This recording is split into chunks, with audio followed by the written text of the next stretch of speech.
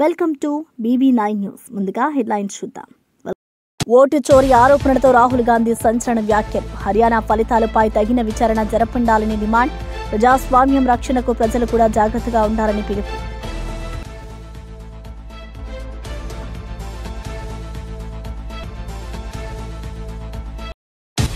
రైతుల నిర్లక్ష్యంపై బొత్స సత్యనారాయణ ఘాటు విమర్శ. తుఫాన్ బాధితులకు సహాయం వేగవంతం చేయాలని బొత్స డిమాండ్. ఇన్సూరెన్స్ ప్రీమియం చెల్లించకపోతే నష్టం పూరించలేమని హెచ్చరిక. రైతు సంక్షేమం మాటల్లోనే కాదు చేతల్లో చూపండని బొత్స పిలుపు. జగన్ పర్యటనలో అబద్ధమని కొల్లు రవీంద్ర తీవ్ర వ్యాఖ్యలు. గ్రామీణ బాధ్యత పట్టించుకుంటేనే నాయకత్వమని కొల్లు స్పష్టం. పంట నష్ట నివేదికలను పారదర్శకంగా విడుదల చేయాలని కౌంటర్.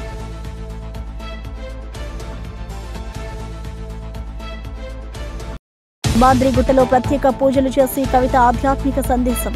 భక్తులతో పరస్పర పరామర్శలలో కవిత ప్రజాసేవ హామీలు. దేవస్థానం పునరుద్ధరణకు బీఆర్ఎస్ ప్రాధాన్యం ఉందని ఆమె తెలిపిన సందేశం. సాంస్కృతిక వారసత్వాన్ని బలోపేతం చేయడమే కవిత లక్ష్యం. వసంతం 2025 చేనేత ప్రదర్శన ప్రారంభం. కల్లీ క్రాఫ్ట్ ఉత్సవం. కొత్త బ్రాండ్ కొత్తూరు వసంత వర్ణతో చేనేతలకు ప్రోత్సాహం. చేనేత కార్మికుల శ్రమ దేశ గర్వమని మంత్రి లోకేష్ అభివృద్ధి హామీ. యువతలో వసంత చేనేతలను ప్రోత్సహించామని పిలుపు. మోంతా తుఫాన్ వల్ల రైతులు తీవ్ర నష్టాలు చవిచూస్తున్నారని ఎమ్మెల్సీ బొత్స సత్యనారాయణ ఆగ్రహం వ్యక్తం చేశారు. ప్రభుత్వం రైతులను ఆదుకోవడం విఫలమైందని మండిపడ్డారు. సీఎం మంత్రులు మాటలకే పరిమితమైపోయారని విమర్శించారు. ఇన్సూరెన్స్ ప్రీమియం ప్రభుత్వం చెల్లించి ఉంటే రైతుల నష్టభర్తీ పూర్తయ్యేది అని పేర్కొన్నారు. పంటలు నాశనమయ్యి కష్టాల్లో ఉన్న రైతులకు ఇప్పటికీ సాయం అందలేదని ఆవేదన వ్యక్తం చేశారు. రైతుల పట్ల ప్రభుత్వ నిర్లక్ష్యం తక్షణమే సరిదిద్దాలని డిమాండ్ చేశారు. సహాయక చర్యలు వేగవంతం చేసి పంట నష్టాల అంచనా నివేదికలను పారదర్శకంగా విడుదల చేయాలని సూచించారు. రైతు సంక్షేమం మాటల్లో కాదు చేతల్లో చూపాలి అని బొత్స స్పష్టం చేశారు.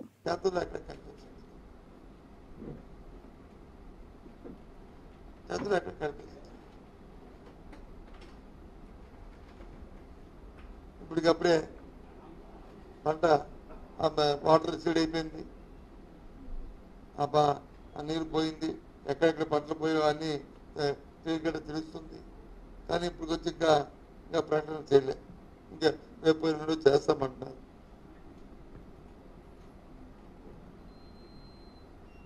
ఆ రైతుకి ఎంత నష్టపోయింది, ఇన్సూరెన్స్ వస్తే ఎంత వచ్చేది, ప్రభుత్వం ఎంత ఇన్పుట్ సబ్సిడీ ఇచ్చేది, ఆ రైతు భరోసా ఇవ్వడానికి ప్రభుత్వం ఏ ప్రకటన లేదు.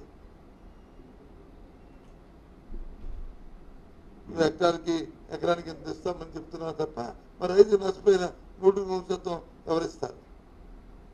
అది ఇన్సూరెన్స్ పెట్టుకుంటే వాళ్ళకి వచ్చేది కదా. ఆ మాత్రం రైతు కట్టే ఇన్సూరెన్స్ ప్రభుత్వం కట్టలేదా?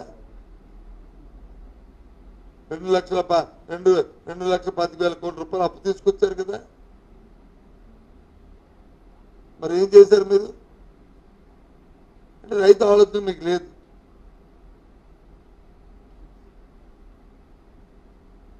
రైతుల శ్రేయస్ గురించి ఆలోచించే పరిస్థితి కూడా మీకు లేదు. తిరిగి పైపెచ్చు మా మధ్య మరి ఏదైనా మాట్లాడితే మా రెస్పాన్స్ మాట్లాడతాం, మా రెస్పాన్సిబిలిటీ. ఎందుకంటే మేము మా ప్రభుత్వం 5 సంవత్సరాల్లో మేము రైతుకి చేశాం కాబట్టి.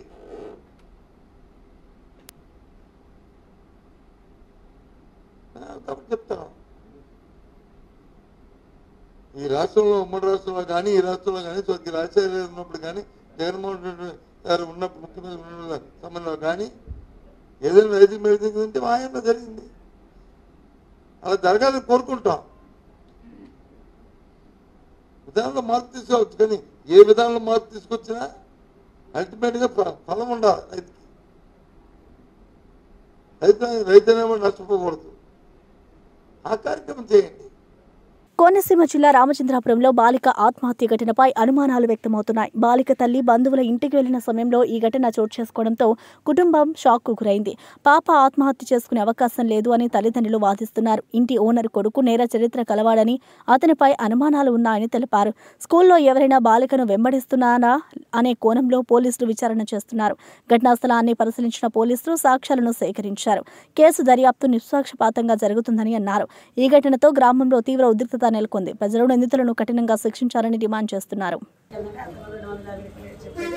నేను అక్కడ వద్దులే అని చెప్పేసి పక్కన వచ్చిన తర్వాత కమలాలు కనిపించింది. మా అమ్మాయికి ఇష్టమని కమలాలు తీసుకుని వెళ్ళి స్టెప్స్ ఎక్కేసి వెళ్ళి డోర్ కొడుతున్నానండి. డోర్ అస్సలు తీయట్లేదు. కిచెన్ దగ్గరికి వెళ్ళి డోర్ కొట్టింది, తీయలేదు. బెడ్రూమ్ దగ్గరికి వెళ్ళి డోర్ కొట్టింది. ఎప్పుడన్నా ఏసీ వేసేసుకుని ఇంట్లో ఉన్నదనుకోండి వినిపించింది కాబట్టి బెడ్రూమ్ దగ్గరికి వెళ్ళి కొడతాం. అయితే మా మధ్య గారు కూడా ఎప్పుడన్నా వస్తే ఆ బెడ్రూమ్ దగ్గర నుంచే కొడతాడు, అనే డోర్ తీయండి తొలి కొడుతున్నాను తీయట్లేదు మీరు అని. అప్పుడు తీయలేదండి పాప. టీవీ మాత్రం రన్ అయిపోతుంది. టీవీ రన్ అయిపోతుంది. అప్పుడు పక్కన మేడం ఉంటారు, గోపిక మేడం, కాలింగ్ బెల్ కొట్టి మేడం మేడం అంటే ఆవిడ బయటకు వచ్చారు. మేడం అని ఫోన్ తీయట్లేదు, తీయట్లేదు మేడం, తలుపు తీయట్లేదు మేడం అన్నారు. అంటే మేడం అన్నారు. మేడం ఏంటంటే నా దగ్గర నుంచి అలాగే ఓనర్ గారి దగ్గరికి పరిగెత్తిపోయారు. కింద కింద ముగ్గురు అబ్బాయిలు వచ్చేది, ఇలాంటి అబ్బాయిలు ఇద్దరు, పెద్ద ఒకటి కళ్ళద్ద పెట్టినారు.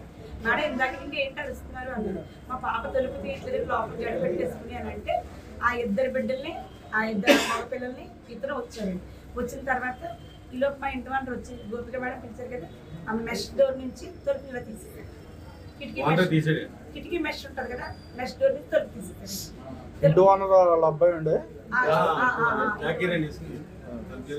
అయితే తలుపు తీసింది. తలుపు తీగా నేను ఏం చేశానండి, పాప ఎక్కడుందో వెతుకుని ఎక్కడిపోతున్నా నా వెనకట్లే మేడము, ఆ ఇద్దరు పిల్లలు ఆ కళ్ళద్దరు పెట్టుకున్న అతను మా వాంతో వచ్చేసి వచ్చి ఇలా చూడబడికి నేను కూరేసేసుకుని ఉంది. అసలు బాబోయ్ బాబోయ్ బాబోయ్ అంటే మేడం తొలిపెట్టలేదు. బెడ్రూమ్ తొలిపెట్టలేదు.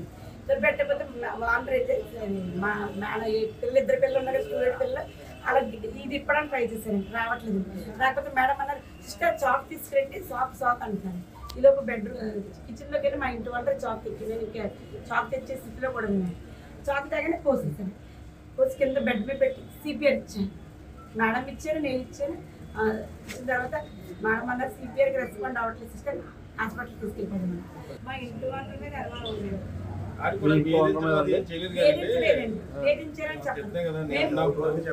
3 years వచ్చారు కదండి, 3 years నుంచి మాకు అలాంటి ఎదుర్పులు ఏం జరగలేదు. కానీ నిన్న అయితే మా ఇంటి వాళ్ళ డౌట్ వచ్చింది. వైఎస్ఆర్ కాంగ్రెస్ పార్టీ అధినేత జగన్ రైతుల పరామర్శ పేరుతో అబద్దాల యాత్ర చేస్తున్నారని మంత్రి కొల్లు రవీంద్ర మండిపడ్డారు. తుఫాను వచ్చిన 9 రోజుల తర్వాత పరామర్శకు వెళ్లడం నాటకం కంటే తక్కువ కాదని వ్యాఖ్యానించారు. కూటమి ప్రభుత్వం రైతులకు ఏమీ చేయలేదని చెప్పడం దారుణమన్నారు. ప్రజలతో సమానంగా బాధను పంచుకోవడమే నాయకత్వ లక్ష్యమని, కానీ జగన్ మాత్రం రాజకీయ లాభం కోసం ఈ యాత్ర చేస్తున్నారని విమర్శించారు. ప్రభుత్వం రైతుల పంట నష్టాలను అంచనా వేసి నష్టపరిహారం చెల్లించేందుకు చర్యలు తీసుకుంటుందని పేర్కొన్నారు. వాస్తవాలు మర్పించి మాయమాటలతో ప్రజలను మోసం చేయాలనుకోవద్దు అని హెచ్చరించారు. నిన్నటికి వారం అయింది అంటే ఆ మంగళవారం తుఫాన్ వస్తే మళ్ళీ మంగళవారం కంటే దగ్గర 9 రోజులకి మళ్ళీ ఆయనకి ఈయన వచ్చాడు. అంటే 9 రోజులు రైతులు ఏమైపోయారో అయ్యేం పట్టించుకోవాలి. అట్లాగే నిన్న వచ్చినటువంటి సందర్భంలో కూటమి ప్రభుత్వం రైతులకి ఏమీ చేయలేదని చెప్పి అని ప్రయత్నం చేశాడు. కానీ ఎవ్వరూ నమ్మల, ఆయన యాత్రను ఎవ్వరూ నమ్మల. జనం లేక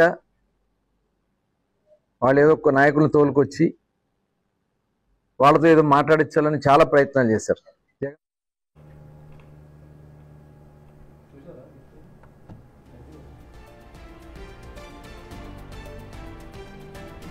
బీజేపీ నేతలపై ఓటు చోరీ ఆరోపణలు చేస్తూ కాంగ్రెస్ సీనియర్ నేత రాహుల్ గాంధీ తీవ్ర వ్యాఖ్యలు చేశారు. జాతీయ స్థాయిలో విస్తృత స్థాయిలో ఓటు దొంగతనం జరిగిందని పేర్కొన్నారు. యూపీ, హర్యానా రాష్ట్రాల్లో చాలా మంది బీజేపీ నేతలకు బహుళ ఓట్లు ఉన్నాయి. హర్యానాలో భారీగా ఓట్లు గల్లంతయ్యాయి అని తెలిపారు. సిఎస్సి ప్రజాస్వామ్యాన్ని ధ్వంసం చేస్తుందని ఆరోపించారు. బ్రెజిలియన్ మోడల్కు హర్యానాలో ఓటు హక్కు ఎలా వచ్చింది అని ప్రశ్నించారు. ప్రతి 8 మంది ఓటర్లలో 1 ఓటు చోరీ అయిందని పేర్కొన్నారు. హర్యానా ఫలితాలను చూసి షాక్ అయ్యారని తెలిపారు. ప్రజాస్వామ్యం రక్షణ కోసం కాంగ్రెస్ పోరాటం కొనసాగిస్తుందని రాహుల్ స్పష్టం చేశారు. Let's go to the proof. Who is this lady? How old is she? Which state does she come from? What's her name? Can anyone try? Where is she from? Try. Give me some guesses. कहाँ की लगती हैं? Anybody? Goa? Maharashtra? North? Is she from Haryana? You sure? You're absolutely sure she's not from Haryana? Okay, but she votes 22 times in Haryana. And she votes in 10 different booths in Haryana. And she's got multiple names. Seema, Sweetie, Saraswati, Rashmi, Vimla. Now what's interesting about this and why I'm opening with this slide. Go back please. Why I'm opening with this slide is because this happens in 10 booths. That means that this is a centralized operation. That somebody fed this lady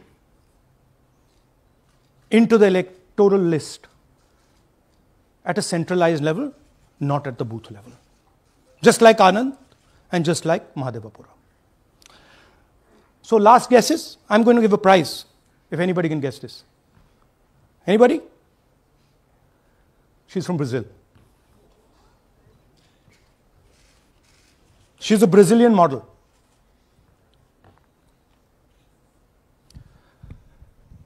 That's a stock photograph. And she's one of 25 lakh such records in Haryana. This is proof of a centralized operation. I'm going to show you, if you just scan that, which I'll do just now. If you scan that,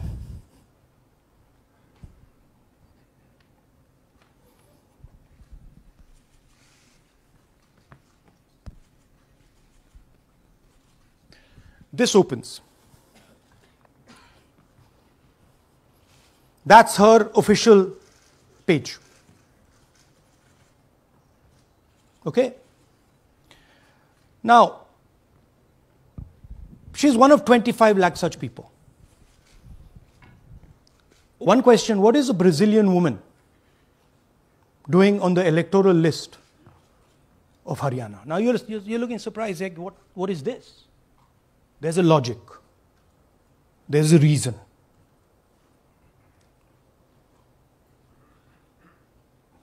Telangana జాగృతి అధ్యక్షురాలు MLC Kalvakuntla Kavitha Balkonda నియోజకవర్గంలోని లింబాద్రి గుట్ట శ్రీ లక్ష్మీనరసింహస్వామి దేవస్థానాన్ని సందర్శించారు. ఆలయంలో స్వామివారిని దర్శించి ప్రత్యేక పూజలు నిర్వహించారు. ఈ సందర్భంగా ఆమె రాష్ట్ర ప్రజలకు శాంతి సౌభాగ్యం కలగాలని ప్రార్థించారు. ఆలయ ప్రాంగణంలో భక్తుల సందోహం కనిపించింది. ఆలయ అర్చకులు కవితకు తీర్థ ప్రసాదాలు అందించారు. తర్వాత మీడియాతో మాట్లాడిన ఆమె తెలంగాణలో దేవాలయ పునరుద్ధరణ కార్యక్రమాలకు బీఆర్ఎస్ ప్రభుత్వం ప్రాధాన్యం ఇచ్చిందని గుర్తు చేశారు. అభివృద్ధి, ఆధ్యాత్మికత కలిసి సాగాలన్నది తమ లక్ష్యం అని చెప్పారు. మహిళా సాధికారత, సాంస్కృతిక వారసత్వం పరిరక్షణ కోసం తెలంగాణ జాగృతి నిరంతరం కృషి చేస్తుందని తెలిపారు. చాలా నష్టం జరుగుతున్నది. మరి ఇంత వాన పడ్డది, దాదాపు 4-5 లక్షల అప్పు మీద పడ్డది. 6 ఎకరాలు కౌలుకు తీసుకున్నటువంటి రైతు అతను. మరి ఆ రైతు కుటుంబాన్ని సందర్శించి ఇప్పుడే పరామర్శించి రావడం జరిగింది. వాళ్ళ కుటుంబం అంతా కూడా ముక్త కంఠంతో ఒకటే చెప్తా ఉన్నారు, ఇది కేవలం ప్రభుత్వం చేసినటువంటి హత్య తప్పితే ఇంకోటి కాదు. ఎందుకంటే కనీసం టైంకు యూరియా ఇచ్చులేదు. పోనీ యూరియా రాలేదు, మంచికో చెడుకో ఏదో చేసి పత్తేసుకున్నాం అనేటటువంటి దశలో ప్రకృతి వైపరీత్యం వానలు పడ్డాయి.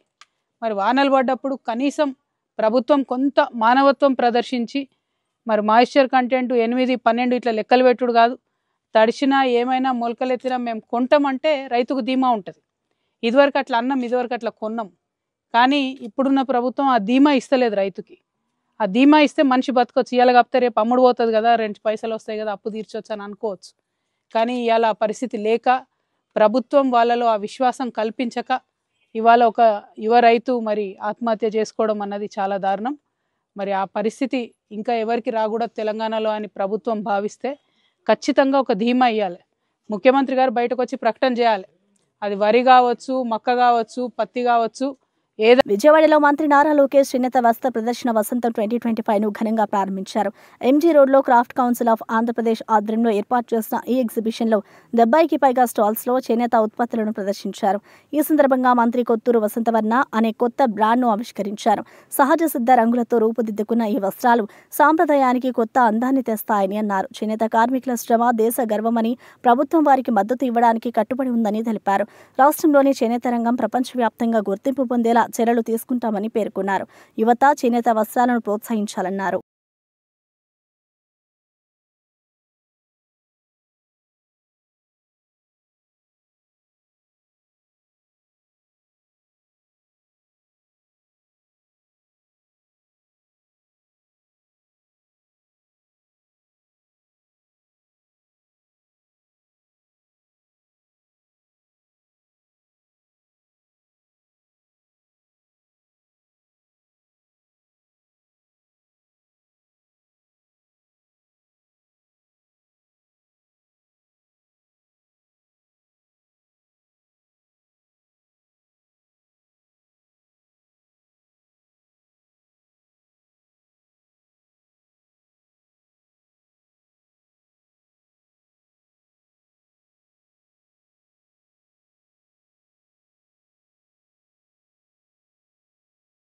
లండన్ మీ ఫెయిర్ హాల్లో జరిగిన గౌరవ కార్యక్రమంలో నారా భువనేశ్వరి 2 ప్రతిష్టాత్మక అంతర్జాతీయ అవార్డులను అందుకున్నారు. ఎన్టీఆర్ ట్రస్ట్ మేనేజింగ్ ట్రస్టీగా ప్రజాసేవ కార్యక్రమాల్లో విశిష్ట సేవలకు గాను ఐఓడి సంస్థ నుంచి డిస్టింగ్డ్ ఫెలోషిప్ 2025 అవార్డును అందుకున్నారు. అలాగే హెరిటేజ్ ఫుడ్స్ తరపున ఎక్సలెన్స్ ఇన్ కార్పొరేట్ గవర్నెన్స్ విభాగంలో గోల్డెన్ పికాక్ అవార్డును స్వీకరించారు. ఈ సందర్భంగా ముఖ్యమంత్రి నారా చంద్రబాబు నాయుడు పాల్గొని ఆమెను అభినందించారు. ఈ విజయాలు మహిళా శక్తికి ప్రతీకగా నిలిచాయని ఆయన పేర్కొన్నారు. భువనేశ్వరి సామాజిక సేవ, వ్యాపార నైపుణ్యానికి ప్రపంచ గుర్తింపు లభించిందని టీడీపీ నేతలు అన్నారు.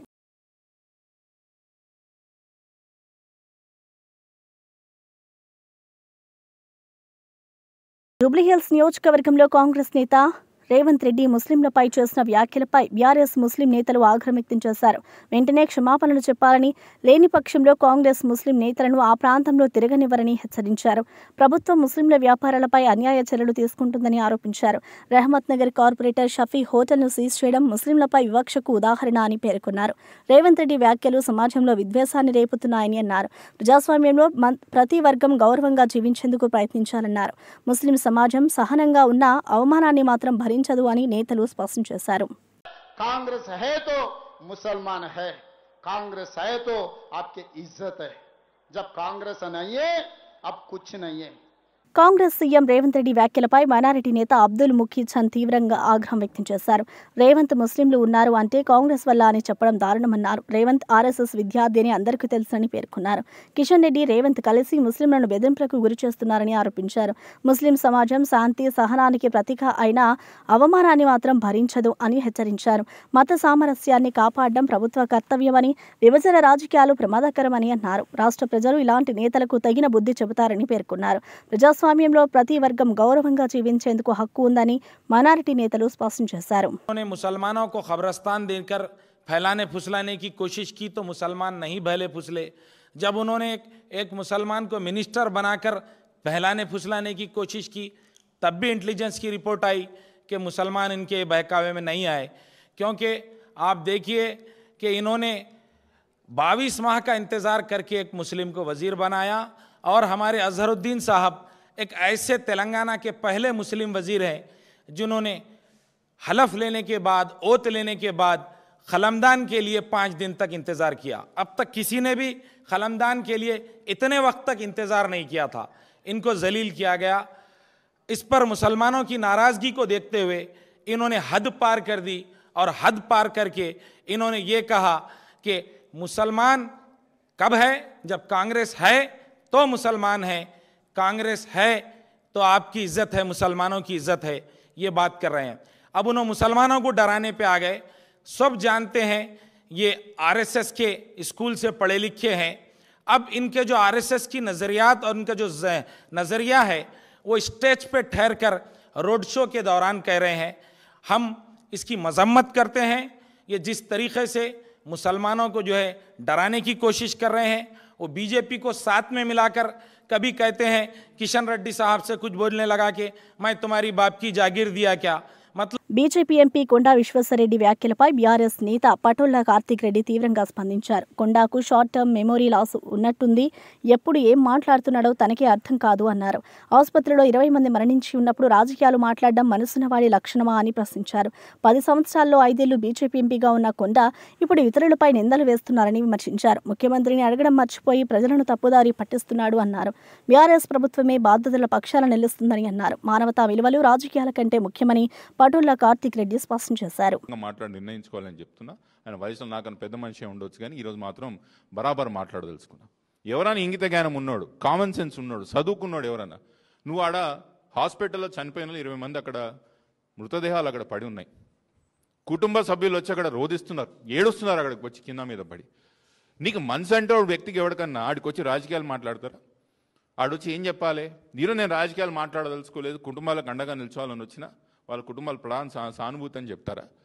వెనకాల వాళ్ళ కుటుంబ సభ్యులు రోధిస్తున్నా, మృతదేహాలు అక్కడ పడున్నా ఈయన ముందరికి వచ్చి రాజకీయాలు మాట్లాడతాడు. పెద్ద మనిషి విశ్వేశ్వరరెడ్డి గారు ముందర నిల్చొని రాజకీయాలు మాట్లాడతాడు. మీకు ఇంగితగానే ముందా విశ్వేశ్వరరెడ్డి గారు అంట? మీరు చదువుకున్నోళ్ళేనా? అప్పుడప్పుడు మీరు ఏం చేస్తున్నారో మీకు అసలు ఆలోచన వస్తుందా? ఏమంటారు పెద్ద మనిషి ఈయన విశ్వేశ్వరరెడ్డి గారు?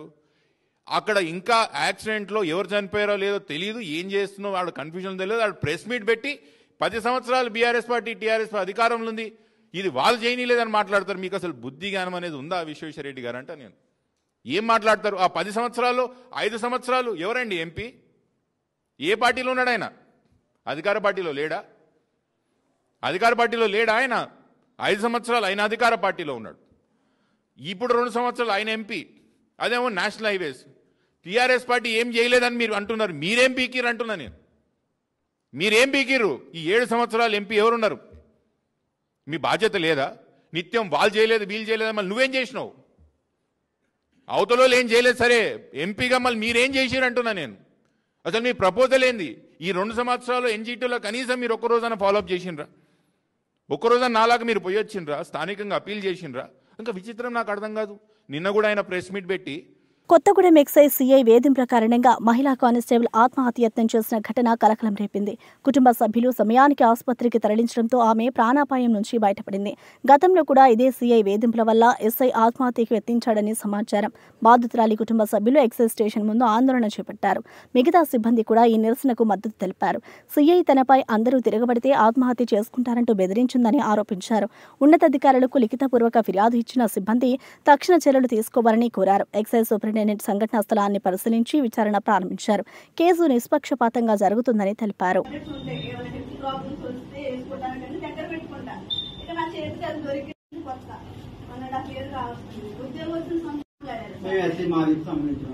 అంటే మామూలు మాకు గుర్తు చేస్తున్నట్టు సార్, మీరు అన్నగారు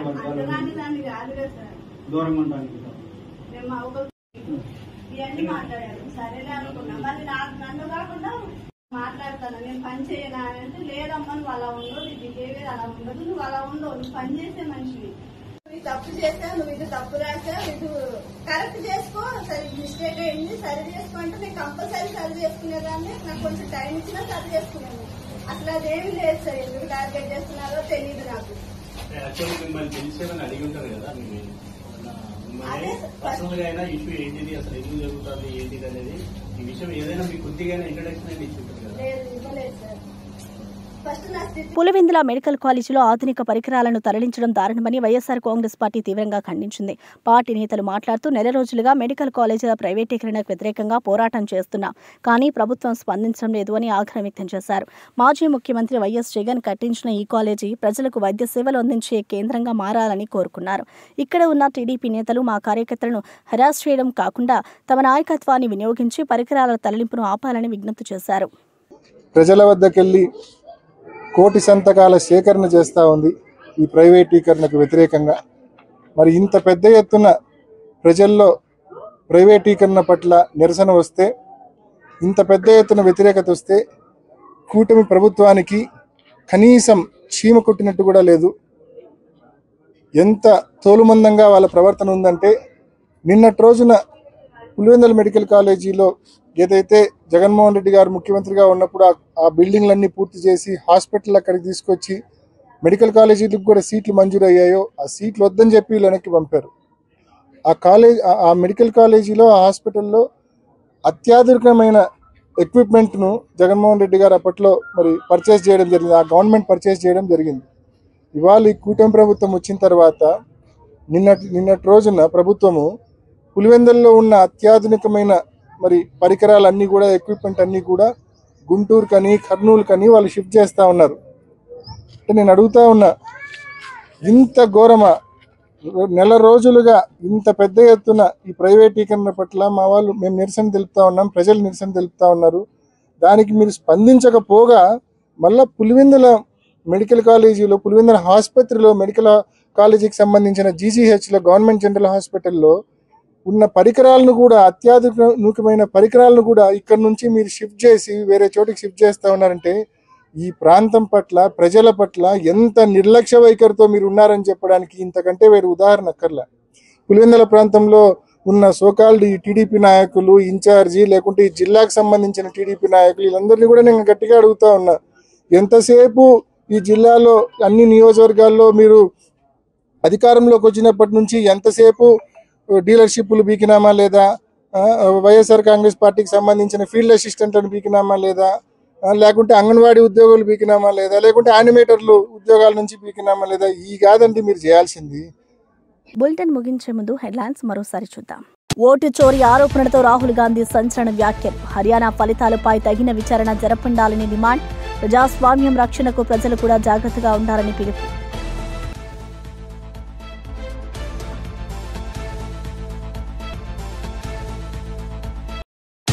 రైతుల నిర్లక్ష్యంపై బొత్స సత్యనారాయణ ఘాటు విమర్శ. తుఫాన్ బాధితులకు సహాయం వేగవంతం చేయాలని బొత్స డిమాండ్. ఇన్సూరెన్స్ ప్రీమియం చెల్లించకపోతే నష్టం పూరించలేమని హెచ్చరిక. రైతు సంక్షేమం మాటల్లోనే కాదు చేతల్లో చూపండని బొత్స పిలుపు. జగన్ పర్యటన అబద్ధమని కొల్లు రవీంద్ర తీవ్ర వ్యాఖ్యలు. గ్రామీణ బాధ్యత పట్టించుకుంటేనే నాయకత్వమని కొల్లు స్పష్టం. పంట నష్ట నివేదికలను పారదర్శకంగా విడుదల చేయాలని కౌంటర్.